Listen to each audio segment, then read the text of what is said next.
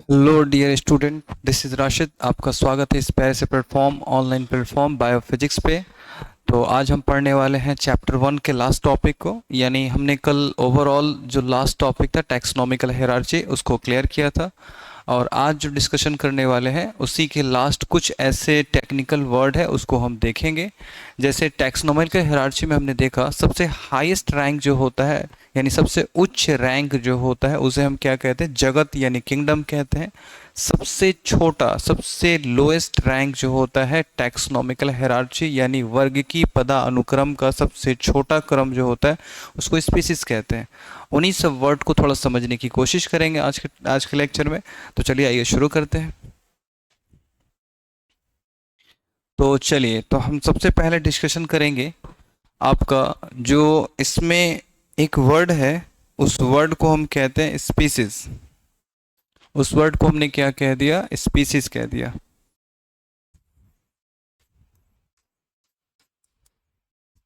ये हो गया स्पीसीज। ये जो स्पीसीज है ये सबसे लोएस्ट रैंक होता है टैक्सोनॉमिकल हायरार्ची का, यानी वर्गीकी पदानुक्रम का सबसे छोटा क्रम होता है। पहली बात तो ये क्लियर हो गया।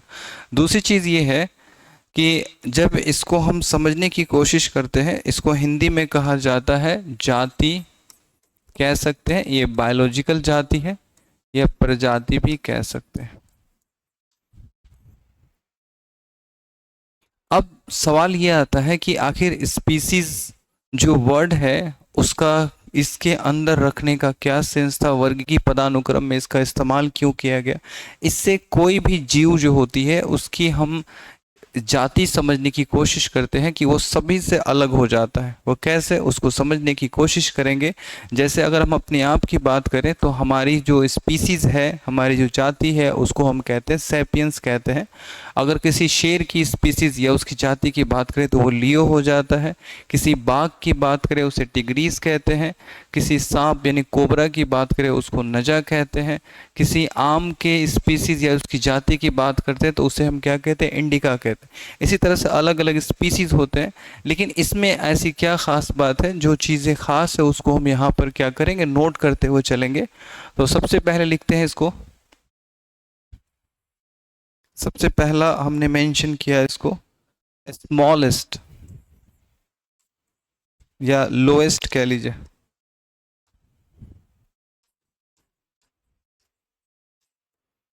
Lowest rank of the taxonomical hierarchy. Taxonomical hierarchy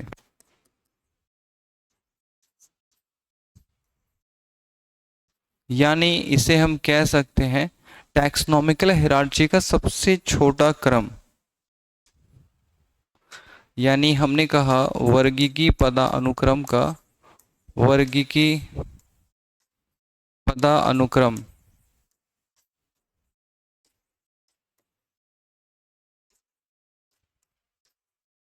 सबसे छोटा,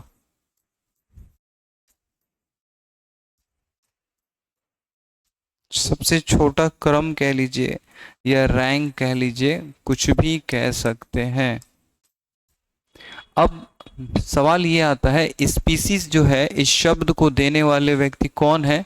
तो हम बात करेंगे उसकी, जिन्होंने इस शब्द के बारे में बताया उसे हम कहते हैं जॉन रे।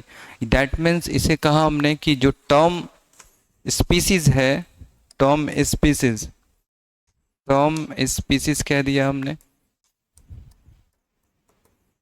Term species was given by,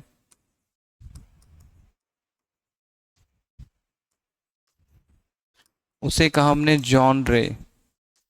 इन्होंने क्या किया, पहली बार शब्द जाति को इंट्रोड्यूस किया। इसे बताया कि सम जो शब्द जाति है इसका इस्तेमाल उन्होंने सबसे पहले किया।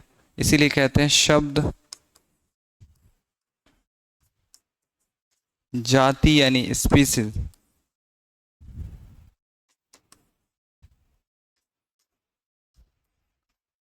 जॉन रे, उनका नाम जॉन रे ने दिया था। अब सवाल ये आता है कि जब हम स्पीसीज के बारे में ये सारी चीज़ें हमने जान लिया कि आखिर स्पीसीज जो है इस टैक्सोनॉमल के हायरार्की का सबसे छोटा क्रम है, सबसे छोटा रैंक कह सकते हैं। उसके बाद हमने समझा कि इसको देने वाले व्यक्ति जो है उनको हम जॉन रे कहते हैं। फिर उसके बाद अब समझेंगे कि स्पीसीज के बारे में और भी बहुत सारे वैज्ञानिकों ने बहुत सारी बातों को बताया है, जिनमें से एक नाम आता है अर्नस्ट मेयर का। उन्होंने कहा किसी एक स्पीसीज अपने सेम स्पीसीज के साथ ब्रीडिंग करता है तो नॉर्मल बेबी पैदा होता है। जैसे एग्जाम्पल, एक शेर जो होता है किसी शेरनी से मेटिंग करने के बाद एक क्या होता है, एक स्वस्थ बेबी पैदा होता है जो अपनी पीढ़ी को बढ़ा सकता है, अपने जनरेशन को बढ़ा सकता है। लेकिन आप सोचिए कब एक स्पीसीज किसी दूसरी स्पीसीज के साथ अगर मेटिंग कर लेता है तो उसका क्या होगा। इसके बारे में बहुत अच्छे से एक्सप्लेन किया था किसने, अर्नस्ट मेयर ने। इसीलिए उनको कहा जाता है Darwin of the 20th century, 20वीं सदी के। क्योंकि आपके डार्विन जो है उनका काल कब का रहा है, 19th सेंचुरी। क्योंकि उन्होंने अपने जो यात्रा किया था समंदर, अपने वर्ल्ड टूर का यात्रा कब के 1831 में, 1831 में किया था, यानी 19th सेंचुरी की बात है, 19वीं शताब्दी की बात है। और ये जो अर्नस्ट मेयर है ये 20वीं शताब्दी में इन्होंने अपने एक्सपेरिमेंट को दुनिया के सामने रखा। इसीलिए हम कहते हैं डार्विन के जैसा इन्होंने बहुत सारी बातों को बताया कि आखिर कोई एक स्पीसीज कैसे वो आगे डेवलप हुआ है, उन सब बातों को बताने की वजह से इनको कहा जाता है 20वीं सदी के डार्विन कहा जाता है। क्योंकि डार्विन की तरह इन्होंने विकास के बारे में बताया, इवोल्यूशन के बारे में इन्होंने दुनिया को बताया। तो चलिए ये भी हम मेंशन करेंगे इस चीज़ों को, तो देखते हैं आगे। तो हमने कहा यहाँ पे लिखते हैं Ernst Mayr, Ernst Mayr, Ernst Mayr ये जाने जाते हैं नॉन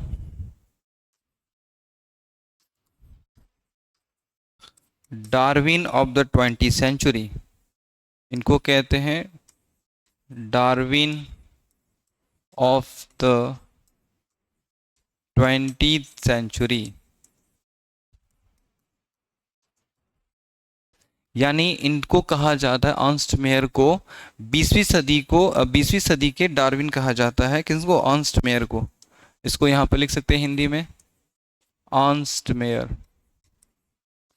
अर्नस्ट मेयर कैसे, जब हम 11th की बुक एनसीईआरटी पढ़ते हैं बायोलॉजी की, उसके फर्स्ट ही चैप्टर नंबर 1 के पहले पेज पे ही इनका फोटो भी दिया गया और इनके बारे में बहुत सारी बातें लिखी गई हैं। सोचिए जब इनको जगह दी गई एनसीईआरटी बुक में, सोचिए कितने इंपॉर्टेंट व्यक्ति होंगे। आप सोच सकते हैं कितने इंपॉर्टेंट होंगे जिनको एनसीईआरटी में इनको जगह दी गई है इनके एक्सपेरिमेंट की वजह से। इन्हें कहा जाता है, इन्हें 20वीं सदी, जिन्हें भी फेयर करना है वो जो इस चैनल के नीचे लिंक है टेलीग्राम, वहाँ से क्या कर सकते हैं आप, जो टेलीग्राम पे जो हम ये स्लाइड्स आ रहा है वहाँ पे पीडीएफ ग्रुप में अवेलेबल है, वहाँ से डाउनलोड कर सकते हैं। इन्हें 20वीं सदी का डार्विन कहा जाता है।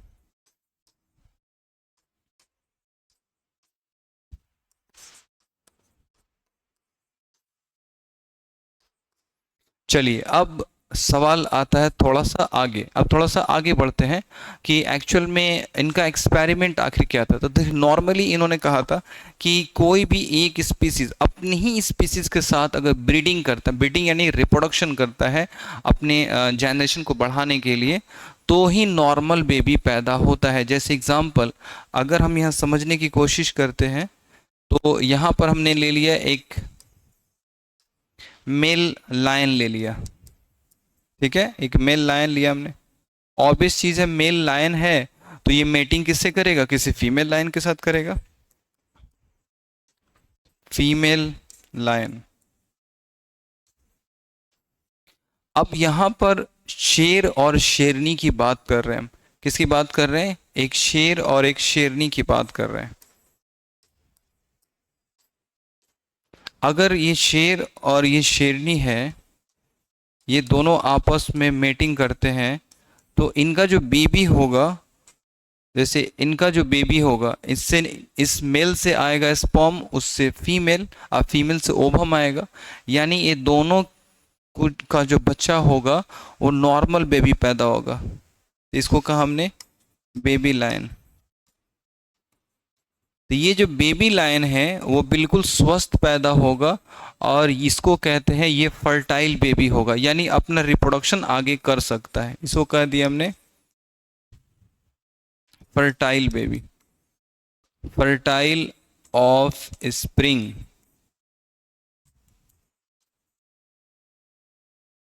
Fertile of spring, of spring का मतलब संतान होता है।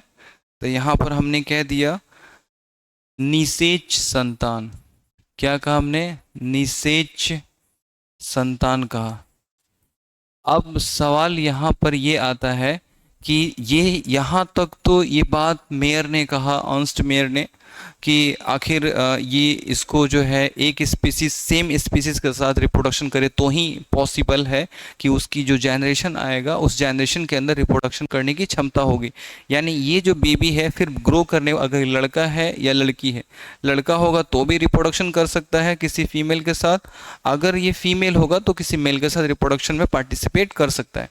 लेकिन लेकिन लेकिन इनके एक्सपेरिमेंट के अपोजिट अगर हम क्या करते हैं कि अगर किसी मेल को, या मान ली सपोज एक शेर है, इसको क्या करते हैं हम किसी शेरनी के साथ मेटिंग ना कराकर किसी बाघ के साथ करा देते हैं। दोनों की स्पीसीज तो अलग अलग हो गई। उस कंडीशन में देखते हैं रिजल्ट क्या आता है। तो चलिए देखते हैं। जैसे इसकी जो स्पीसीज है, बार बार हम जिक्र कर रहे हैं स्पीसीज का, स्पीसीज भी लिख देते हैं। ये भी लियो है और ये भी लियो है। आई होप सो अब क्लियर हो गया होगा, क्योंकि आपने शेर का जो स्पीसीज पढ़ा था पैंथेरा लियो होता है, तो एक लियो लियो के साथ मेटिंग करता है तो नॉर्मल बेबी पैदा होता है। ये आपने इसको समझा। और ये जो है सिर्फ हम नहीं कह रहे, ये कहने वाले कौन थे? अर्नस्ट मेयर थे, उन्होंने ये बात को कहा था। और इसके बाद जब ये अर्नस्ट मेयर ने ये बात कहा तो इनके अपोजिट हम एक्सपेरिमेंट करके देखते हैं कि रिजल्ट क्या आता है। तो चलिए अपोजिट करके देखते हैं। इसके बाद हम क्या करते हैं, जैसे एक हमने शेर ले लिया, चलिए शेर ले लेते हैं। एक मेल शेर ले लिया, मेल लायन। और ये जो मेल लायन है इसको हमने मेटिंग करा दिया किसी फीमेल टाइगर के साथ, यानी बाघिन के साथ हमने इसको क्रॉस करा दिया। इस कंडीशन में देखते हैं क्या, इसकी स्पीसीज जो है इसको हम कहते हैं लियो और इसकी स्पीसीज क्या है? टिग्रीज। दोनों तो अलग हो गए यहाँ पे कहानी।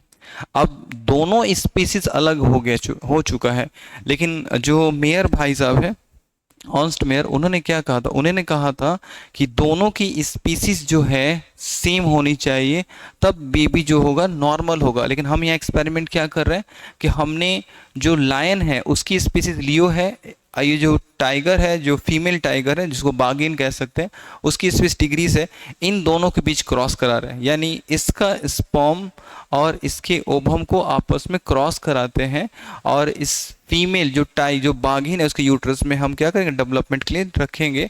फिर देखते हैं वो बेबी कैसा होता है। उसके बाद देखिए रिजल्ट क्या आता है जब ये दोनों को क्रॉस कराते हैं। जब हमने दोनों को क्रॉस कराया उस कंडीशन में क्या रिजल्ट आ रहा है, उसमें हमने देखा कि ये जो है इन दोनों को क्रॉस कराने के बाद एक बेबी पैदा हुआ। उस बेबी को हमने नाम दे दिया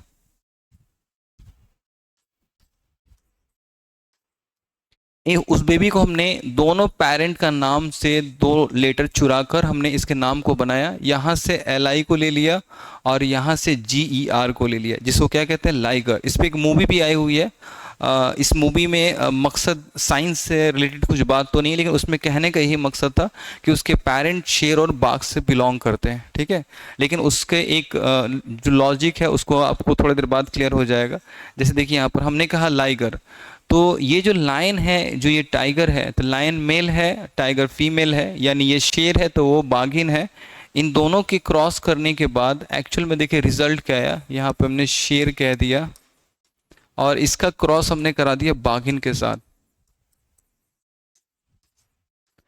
अब बड़ा सरप्राइज करने वाला रिजल्ट आ गया। बेबी तो पैदा हुआ नो डाउट, जिस बेबी का नाम हमने लाइगर रख दिया, लेकिन इसके अंदर एक ख़ास बात देखने को मिला। ख़ास बात क्या है कि ये जो है लाइगर, ये आगे अपने जनरेशन को नहीं बढ़ा सकता है। डैट मीन्स इसे क्या कहा हमने कि ये जो है इनफर्टाइल पैदा हो गया, infertile, that means infertile baby, इसे कहते हैं अनिषेच बच्चा, इनफर्टाइल ऑफ स्प्रिंग कह लीजिए, ऑफ स्प्रिंग।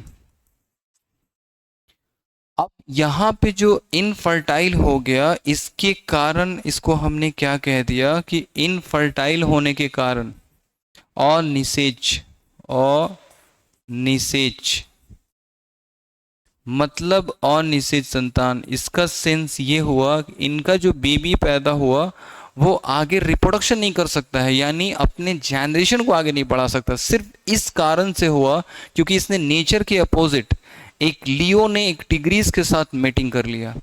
एक लियो ने एक टिग्रीज के साथ मेटिंग करने का रिजल्ट यह है कि जो ये बेबी पैदा हुआ है यहाँ पर, वो लायन का और टाइगर का दोनों का है। इसके अंदर जो है दोनों का डीएनए है। दूसरी चीज़ लेकिन इसमें एक दिक्कत क्या हो गया कि ये बेबी जो है आगे रिप्रोडक्शन नहीं कर सकता है, आगे रिप्रोडक्शन में पार्टिसिपेट नहीं कर। अगर ये लड़का है तो किसी फीमेल से मेटिंग नहीं कर सकता, अगर फीमेल है तो किसी मेल से नहीं कर सकता है मेटिंग, यानी रिप्रोडक्शन नहीं कर सकता है। इसी को हमने अनिषेच संतान कह सकते हैं। अब सवाल ये आता है कि जब इस तरह का लॉजिक यहाँ पर देखने को मिला तो इसको किन्होंने एक्सप्लेन अच्छे से किया, तो वही नाम रखेंगे अर्न्स्ट मेयर।